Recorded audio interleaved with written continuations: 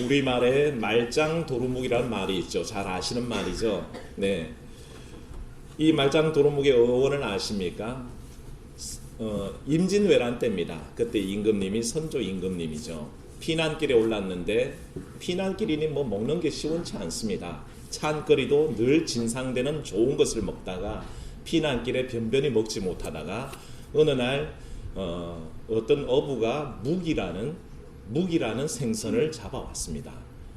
그걸 요리해서 먹는데 이게 피난길에 먹는 맛이니까 얼마나 기가 막히겠습니까? 그래서 참 모양은 희한하게 생겼는데 그래도 참 맛이 있다 해서 이 묵이라는 생선에게 은어라고 아주 귀한 이름을 하사했습니다. 왕이 이름을 주었으니 얼마나 귀한 이름입니까? 은어를 딱 붙이며 하고 그렇게 전쟁이 끝났습니다. 궁궐로 돌아와 가지고 이제 옛날에 먹었던 그 은어라고 이름 붙여준 묵이라는 생선이 생각나서 그걸 이제 가져오라고 그렇게 신하를 시켜서 먹는데 이게 전쟁통에 피난길에 먹던 맛과 궁궐에 돌아와서 평안한 가운데 먹는 맛이 어찌 같겠습니까? 여러분 그렇지 않습니까? 언제가 배고플 때 먹었던 그 음식에 대한 맛있는 기억 때문에 집에 와서 해 먹었더니 실상은 하나도 맛이 없는 기억이 있지 않습니까? 그래서 임금이 가만히 먹어봤더니 너무 맛이 없어요. 내가 이 생선을 왜 은어라고 불렀을까? 도로묵이라고 그래라. 그래서 도루묵으로 그렇게 이름이 정해졌다는 믿지 못할 얘기가 지금도 전설 속에서 전해오고 있습니다만 네. 그 뒤로 뭔가 수고했는데 말짱 헛일이 될 때는 말짱 도루묵이라는 그런 말이 생겨났다고 합니다. 우리 삶 속에도 많은 부분이 그렇습니다. 많은 삶이 잘 되고 있는 것 같고 흥황한 것 같고 굉장히 좋아진 것 같은데 어느 날 갑자기 원상태로 싹 돌아가 버릴 때 아이고 말짱 도루묵이네 그렇게 얘기를 합니다만 신앙도 그렇습니다. 하나님 앞에서 온전한 신앙으로 서 있는 듯이 보였는데 어느 날 갑자기 그 모습이 너무 침체하고 타락하고 연약해져서 결국에는 아이고 신앙이 말짱 도루묵이네 라고 말할 만한 그런 일들이 비일비재합니다. 오늘 말씀 속에 나타나는 예수님의 수제자 베드로가 그런 모습을 보여주게 됩니다. 하나님 앞에서 참 좋은 신앙을 갖고 있었던 베드로가 오늘 말씀 속에는 말짱 도루묵이 되어 있는 그 모습을 보여주고 있습니다. 그는 예수님을 만나 제자가 되었습니다. 단순한 가르침만 받은 게 아니라 예수님의 권능에 참여했던 사람입니다. 예수님과 내내 함께하는 3년 동안에 그가 본 것은 기적의 현장이었고 놀라운 역사의 현장이었습니다. 심지어 그는 예수님의 그 권능을 보기만 한지 아십니까? 그렇지 않습니다. 12제자를 친히 파송하실 때에 주님께서는 그 파송 속에 권능을 주셨습니다. 제자들에게 권능을 주셨습니다. 그래서 가는 곳마다 귀신들을 제어하고 병 고치는 능력을 제자들에게 허락하셨습니다. 누가요? 베드로에게 그런 능력을 주셨습니다. 그래서 단순히 예수님의 가르침만 받은 것이 아니라 실제로 그 삶에서 하나님의 권능이 자기를 통해서 드러나는 것을 경험했던 사람이 바로 베드로란 것입니다. 그러나 그의 삶이 예수님의 공생의 기간에 어떠했던지 상관없이 오늘 말씀해 보면 그는 깊은 영적인 쇠퇴에 빠져 있다는 것을 보게 됩니다. 어떤 연유로 그가 갈릴리까지 돌아와 있는지는 사실 알 수 없습니다. 그런데 갈릴리 바다에 돌아가 있던 베드로가 어느 날 제자들에게 말합니다. 오늘 말씀에 읽지는 않았지만 앞부분에 그렇게 나옵니다. 나는 물고기 잡으러 가노라. 그렇게 얘기합니다. 이 말에 다른 제자들이 동조를 합니다. 그래서 베드로와 함께 물고기 잡으러 배에 올라타고 떠나가게 되는데 오늘 베드로가 말하고 있는 나는 물고기 잡으러 가노라. 이 말이 갖고 있는 의미는 굉장히 영적인 쇠퇴를 얘기합니다. 베드로가 처음 주님을 만났을 때 그의 신분은 뭐였습니까? 물고기 잡는 어부에 불과했습니다. 그는 단지 어부였습니다. 그런 베드로가 주님 만났을 때에 주님께서 그를 온통 그리스도의 향기가 나는 사람이 아니라 생선 비린내가 쪄들어 있는 그 사람을 불러서 오히려 사람들 앞에서 네가 이제는 물고기 잡는 어부가 아니라 사람 낚는 어부가 되게 하리라 그렇게 선언하셨습니다. 주님 마음에서 물고기 잡던 어부에 불과했던 베드로가 그 정체성이 변화되는 겁니다. 그는 더 이상 물고기 잡는 비린내 나는 어부가 아니라 그리스도의 향기를 드러내는 예수 그리스도의 제자가 되었다는 것입니다. 이제는 생명을 살리는 사람이고 많은 이들을 구원의 길로 인도하는 사람이라는 것입니다. 사랑하는 여러분, 여러분들의 정체성은 뭡니까? 사랑하는 여러분, 여러분들도 사실은 사도 바울이 고백하는 것처럼 사도 바울이 에베소서 2장 3절에 우리의 존재를 이렇게 고백한 적이 있습니다. 전에는 우리도 다 그 가운데서 우리의 육체의 욕심을 따라 지내며 육체와 마음에 원하는 것을 하여 다른 이들과 같이 본질상 진노의 자녀이었더니, 그렇게 얘기합니다. 우리의 본질이 뭐였다고요? 진노의 자녀였다는 것입니다. 긍휼이 풍성하신 하나님께서 우리 사랑하시고 그 사랑으로 우리 허물을 다 덮어주셔서 우리가 구원받은 성도요 그리스도인일 뿐이지, 본질상 우리의 실존은 사실은 죄 가운데 죽을 인생이었고 아무런 존재도 아닌 죄악과 멸망의 자녀였다는 것입니다. 그런데 긍휼의 풍성한 하나님께서 우리를 거룩한 성도로 세워주신 줄로 믿습니다. 구원의 반열에 올려준 줄을 믿어야 합니다. 그게 우리의 달라진 모습입니다. 그런데 우리가 이런 은혜 가운데 그 큰 능력 안에 살고 있느냐 하면 그렇지도 않습니다. 그 능력은 잊어버리고 막상 우리의 삶이 이해할 수 없는 무능력, 이해할 수 없는 그런 무기력함에 빠져들 때가 있다는 것입니다. 왜 그런지 아십니까? 부활의 주님을 만나지 않기 때문에 그렇습니다. 부활의 주님이 내 삶 속에 없기 때문에 실상 입술로는 매일 주님을 고백하는데 삶 속에서는 더 이상 예전의 삶, 희망이 없는 삶, 소망 없는 삶, 능력 없는 삶에 돌아가 있기 때문에 우리는 그저 오늘 베드로가 얘기하는 물고기 잡으러 가노라 하는 그 삶의 회기를 경험한다는 것입니다. 그 베드로의 모습 속에 누구의 모습이 있을까요? 우리 모두의 모습이 있습니다. 우리는 그렇게 늘 은혜의 자리를 버리고 다시 옛사람으로 돌아가는 어리석은 삶을 살고 있다는 것입니다.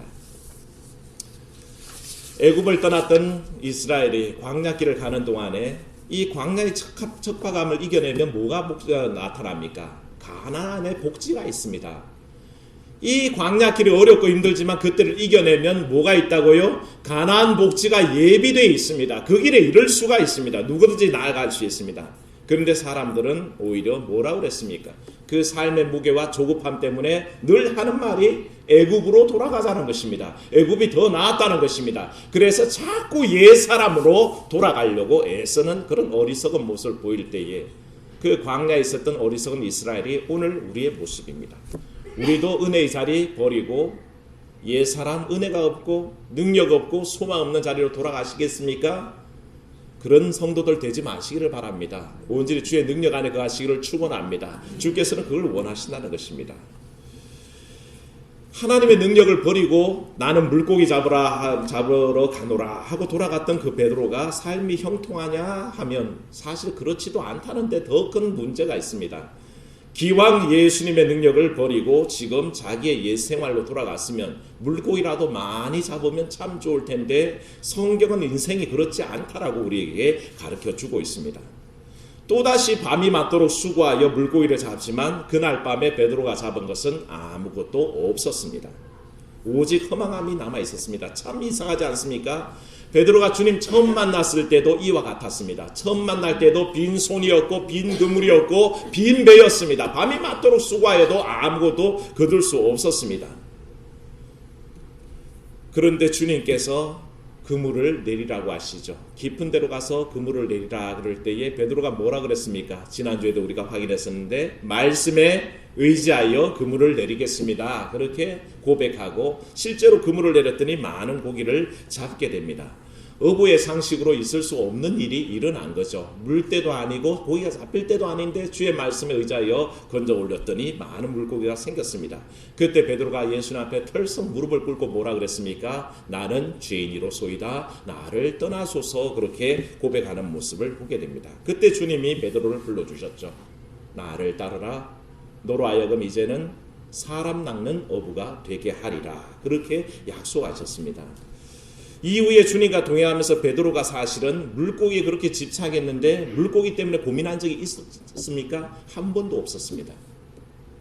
보리떡 5덩이와 물고기 2마리만 있는데 몇 명이 먹었습니까? 5,000명이 먹었습니다. 자기가 그토록 잡고 싶었던 물고기 2마리, 그 초라해 보이는 2마리인데도 주님은 그걸 가지고 어떻게 하셨습니까? 5,000명이 먹도록 하셨다는 것입니다. 그러므로 그는 인생의 놀라운 신비를 예수님과 함께 있으면서 경험했습니다. 자기가 밤새도록 잡으려고 애썼던 그 물고기 하나도 안 잡히는데 주님은 내가 그토록 고민하는 문제를 가지고 단 2마리를 가졌는데도 몇 명을 먹입니까? 5,000명을 먹이는 기적이 나타나더란 것입니다. 예수님과 있는 동안에 그는 삶의 모든 자기의 고민들을 잊어버리게 됐습니다. 아하, 내가 물고기 잡으려고 그렇게 했었는데 사실 주님 손에서는 물고기 2마리도 5,000마리처럼 되고 5,000마리도 2마리처럼 바꿀 수 있는 분이구나 하는 것을 그가 깨닫게 되는 것이죠. 그런 그가 실제 예수님의 능력을 경험했고 함께했던 베드로가 이제는 그 능력을 잊어버립니다.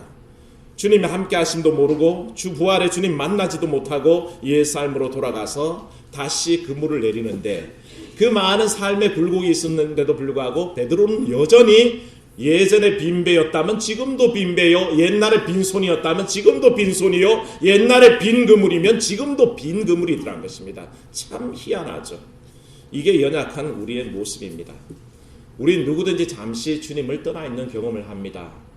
내가 신앙적으로 쇠퇴한 때가 있고 내가 믿음이 연약해질 때가 있습니다.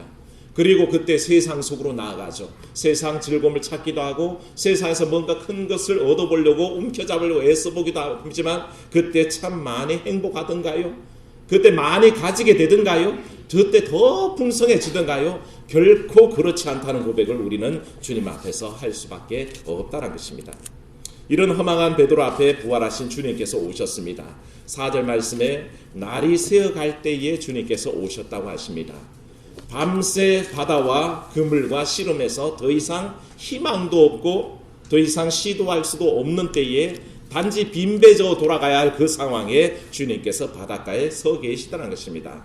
이 바닷가는 제자들이 지금 실패하고 있는 삶의 자리입니다. 뭐가 잘 안 되는 자리입니다. 주님 떠나서 앉아있어 보지만 거기에서 아무것도 거두지 못한 그 자리입니다. 그런데 그곳에서 삶의 미래가 보이지 않는 제자들의 그 바닷가에 주님께서는 서 계시다는 것입니다. 사랑하는 여러분, 여러분의 삶의 어려움 속에 서 계시는 주님 발견하시기를 축원합니다. 주님은 내 삶의 지금 치열한 그 현장에 곁에 서서 보고 계시는 분인 겁니다.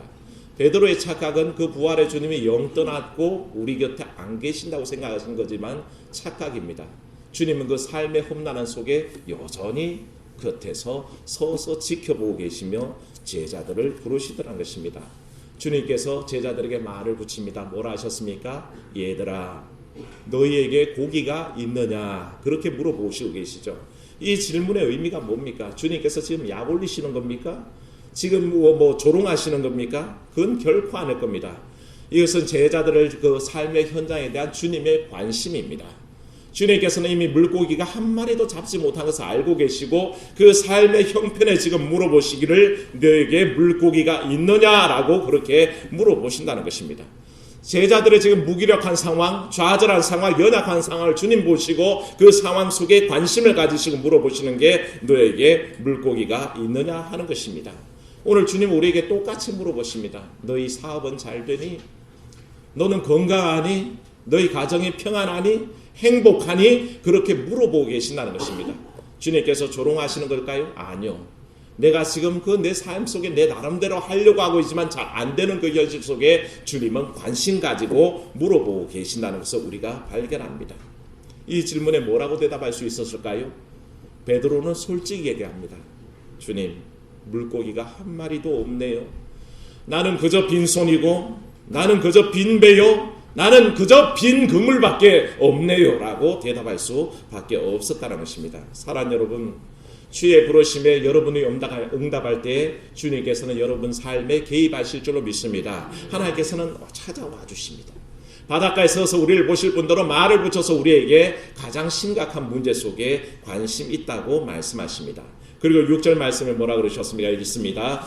이르시되 그물을 배 오른편에 던지라 그리하면 잡으리라 하시니 이에 던졌더니 물고기가 많아 그물을 들 수 없더라. 아멘. 주님께서 어디에 그물을 내리시라고요? 오른편에 내리라고 그러시죠. 많은 이들은 이게 가지고 오른편이다 왼쪽편이다 가지고 자꾸 따집니다만 사실은 이거는 방향의 문제가 아닙니다. 오른편에 던지라 하실 때 이 문제는 단지 순종의 문제입니다. 오른편에 던지라 그래서 왼편에 던지라 그랬을 때 왼편에 던지면 물고기가 없을까요? 깊은 데를 던지라 하실 때 깊은 데에 던지면 물고기가 없을까요? 얕은 데 던지라 그랬을 때 그물을 내렸는데 거기에 물고기가 없을까요? 아닙니다. 주님께서는 여기에서 어떤 방향을 지시하시는 것이 아니라 오른편이든 왼편이든 깊은 데든 얕은 데든 상관없습니다. 단지 주님이 처음 베드로를 만나 주셨을 때에 뭘 의지하였어요? 말씀을 의지하여 내가 그물을 내리겠나이다. 그 삶의 태도의 전환을, 회복을 요구하시는 겁니다. 주님이 오른편에 내리라 그럴 때 오른편에 내리면 주님께서는 오른편에 물고기를 모아 주시죠. 왼편에 내리라 그럴 때 왼편에 내리면 주님은 왼편에다 물고기를 모으실 분입니다. 믿으십니까? 깊은 데로 내리라 그럴 때 거기에 순종하면 주님은 깊은 데로 물고기를 몰아오실 것이고, 얕은 데로 던지라 할 때 순종하면 하나님께서는, 주님께서는 그 얕은 곳으로 물고기를 몰아오시는 분이란 것입니다. 주님이 정하신 방향을 따라가고 있느냐 안 따라가고 있느냐가 중요하지, 많은 사람들이 논쟁하도 오른쪽이다 왼쪽이다 어느 것이 옳은 곳이다 라고 얘기할 것 없이 오직 주님의 말씀에 순종하여 실행하느냐가 더 중요한 것입니다. 지금 베드로에게 요구하시는 것은 삶의 방향을 주님 말씀 중심, 주님의 뜻 중심, 하나님 중심 삶으로 전환하도록 요구하고 계시다는 것입니다. 그게 이루어질 때에 베드로의 삶은 변화가 일어납니다. 그 증거가 어디 나타나냐면 9절에 있습니다. 9절 말씀 한번 읽어보겠습니다. 육지에 올라보니 숯불이 있는데 그 위에 생선이 놓였고 떡도 있더라. 아멘. 그 12절에 뭐라 그랬습니까? 12절에 또 있습니다. 예수께서 이르시되 와서 조반을 먹으라 하시니 제자들이 주님이신 줄 아는 거로 당신이 누구냐 감히 묻는 자가 없더라. 아멘. 주님께서 갈릴리 호숫가로 오시면서 남대문 시장에 들르셨어요. GS 마트에 들러서 장보하셨어요. 주님은 도대체 그 물고기가 어디서 나셨을까요? 그 떡이 어디서 나셨을까요? 주님께서는 이미 베드로가 밤이 맞도록 수고하여 잡으려고 애썼지만 잡을 수 없는 그것이 주님 손에는 있는 줄로 믿습니다. 왜? 전지전능하신 하나님이시기 때문에 가능한 일입니다. 그분의 물질이 있고 없고의 차이가 없습니다. 사람들이 애써서 잡으려고 하는 것이 사실은 누구 손에는 이미 있습니까? 주님 손에는 이미 있습니다. 그것도 어디에 올려놨습니까? 숯불에 올려서 굽고 계십니다. 숯불 구이 그거 맛있거든요. 삼겹살도 숯불에 구우면 맛있어요. 돼지갈비 숯불에 구워야 제격입니다.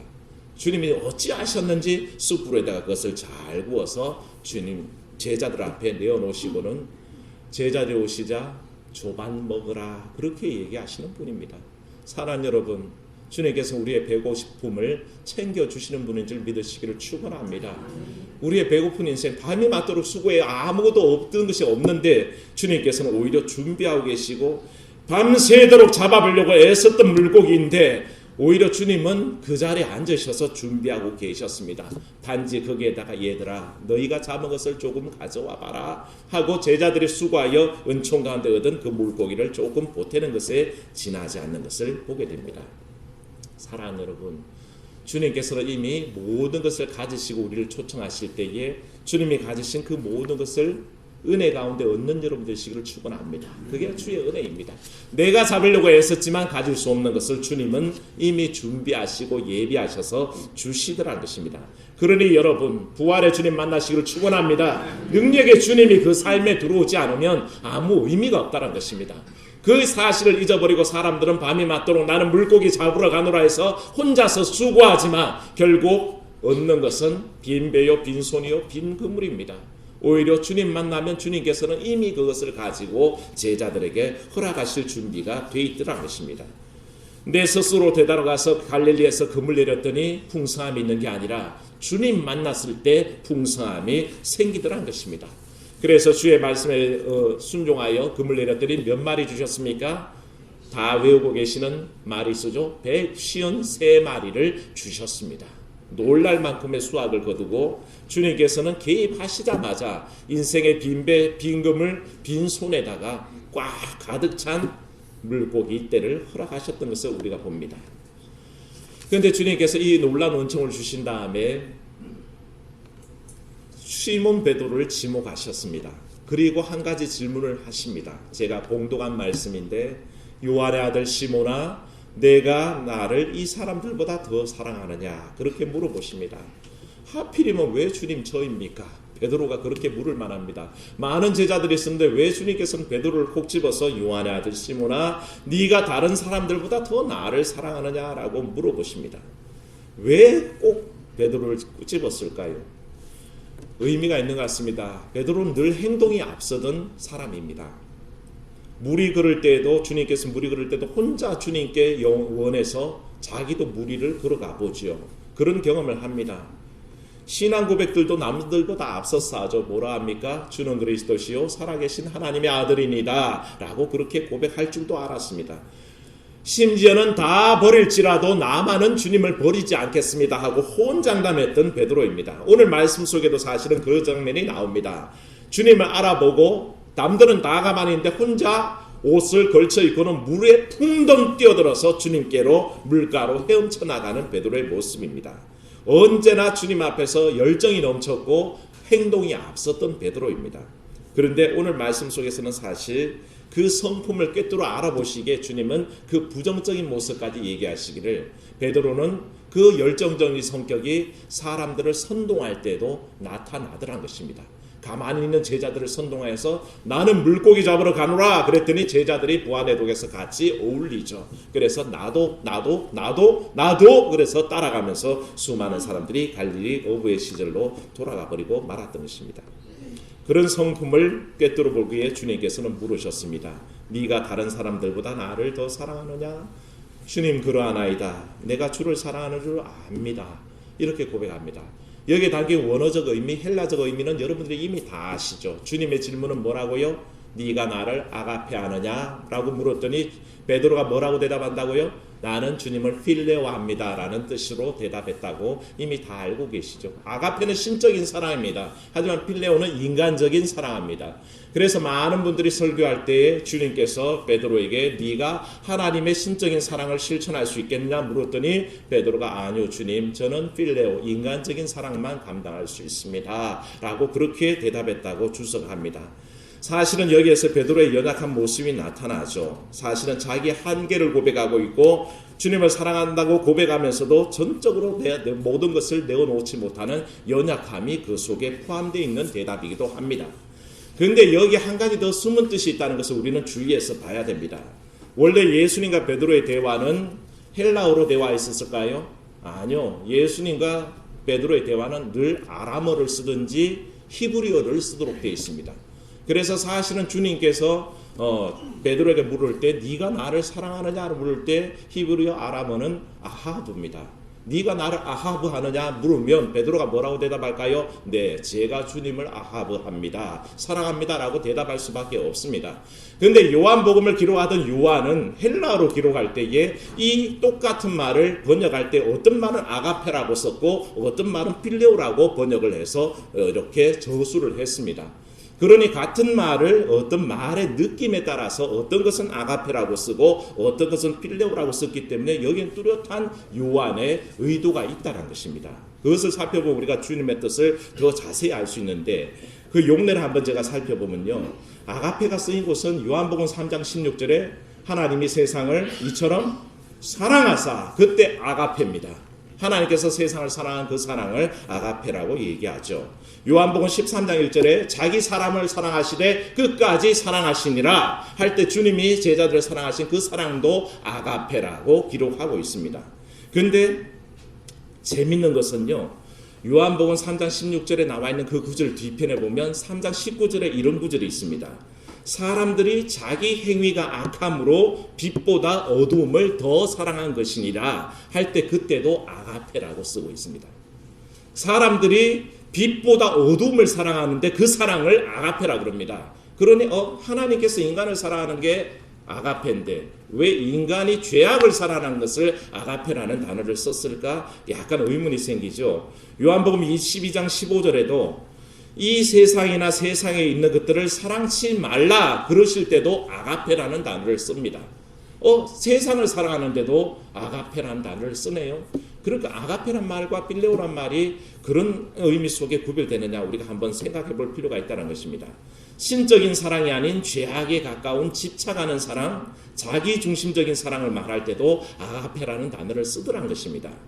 바울이 디모데후서, 다음 바울은 굉장히 헬라어를 잘하는 사람인데 그가 디모데후서 4장 10절에 대마를 일으켜서 대마는 세상을 사랑하여 세상으로 갔고 그럴 때에 대마가 세상을 사랑한다는 말을 아가페라는 말을 씁니다.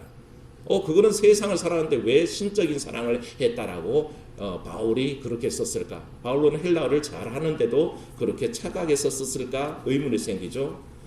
근데 반면에 한번 생각해 보겠습니다. 빌레오가 어떤 데 쓰였냐면 요한복음 5장 20절에 아버지께서 아들을 사랑하시되 라고 얘기할 때 그때 필레오를 씁니다.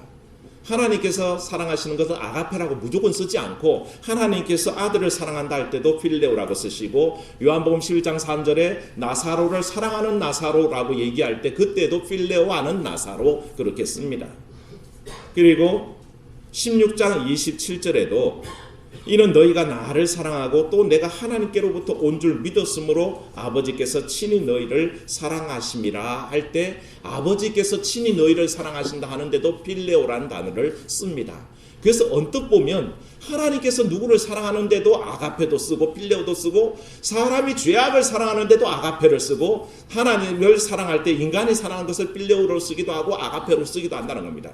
그래서 어떤 사람들은 아가페와 필레오가 전혀 구별되지 않고 그저 일반 동사로 쓴다라고 얘기하지만 사실은 조금만 더 자세히 보면 그게 엄연한 법칙이 있더라는 것입니다. 뭐냐 하면 하나님의 지극한 사랑을 말할 때만 아가페를 쓰는 게 아니라 맹목적이고 자기 주관적이고 일방적인 자기 중심의 사랑하는 것도 아가페라고 하던 것입니다. 세상을 사랑하는데 얼마나 사랑한다고요? 하나님이 사람을 사랑하는 그 아가페적인 사랑만큼이나 사람들이 세상에 대해서 그렇게 열망하며 사랑하더라는 것입니다. 하나님이 사람을 사랑하는 만큼 사람들은 뭘 사랑해요? 세상을 사랑하는 그 모습을 보고 아가페라는 말을 쓰더라는 것입니다. 그래서 우리는 한 가지 법칙을 봅니다. 하나님의 사랑이든 사람의 사랑이든 자기 중심적인 사랑을 하고 있을 때 자기 고집으로 사랑할 때 그게 아가페로 나타나더라는 것입니다. 죄악을 사랑하는데 얼마나 열망을 하며 사랑하는지 하나님은 그 용어를 요한은 아가페라고 적어놨다는 것입니다. 그런 사랑이 있다는 것입니다. 그래서 오늘 본 말씀에 네가 나를 사랑하느냐, 네가 아가페하느냐, 아가파오하느냐 물을 때에 그 주님 속에 담겨있는 질문과 대답 속에는 숨은 뜻이 하나 더 있습니다. 주님께서 베드로에게 두 번이나 네가 나를 아가페하느냐 물어보시는 것은 그동안 베드로가 그려왔던 자기 중심적인 사랑에 대한 철저한 반성을 물어보시는 겁니다. 네가 아직도 나를 아가페하느냐? 네가 나를 그렇게 네 중심으로만 사랑한다 그러면서 나를 버렸지 않느냐? 네가 아직도 나를 아가페하느냐? 아니요 주님, 내가 이제는 부활의 주님 만나서 주님과의 관계 속에서 내가 주님을 사랑한다고 고백합니다. 내가 주님 만나고 인간적인 인격적인 관계 속에서 주님이 안 계시면 소용이 없겠습니다. 그래서 주님께서 네가 아가페하느냐? 아니요 주님, 이제 필레오를 알겠습니다. 또다시 주님께서 물어보십니다. 네가 나를 아가파오하느냐? 네 마음대로 사랑하니? 네가 세상에 대한 열정이 있으니 나는 물고기 잡으러 가노라 돌아서지 않았느냐? 그렇게 다시 확인했더니 다시 베드로가 주님, 이제는 내가 필레오 알 줄 압니다. 내가 주님 관계 속에서 주님만 사랑하겠습니다. 그제야 주님께서 세 번째로 네가 나를 필레오 하느냐? 나와의 인격적인 관계 속에서 나를 만났느냐 물어봤더니 주님께서 베드로가 내가 필레오 합니다. 정말 마음에 다시 한번 각오하고 주님, 내가 주님의 관계 속에서 사랑합니다라고 고백합니다. 그래서 주님께서 세 번의 질문 속에 동일하게 하신 말씀은 고백할 때마다 내 양을 치라, 내 양을 먹이라, 내 양을 치라 그렇게 말씀하시는 것을 보게 됩니다. 사명을 재부여하시는 거죠.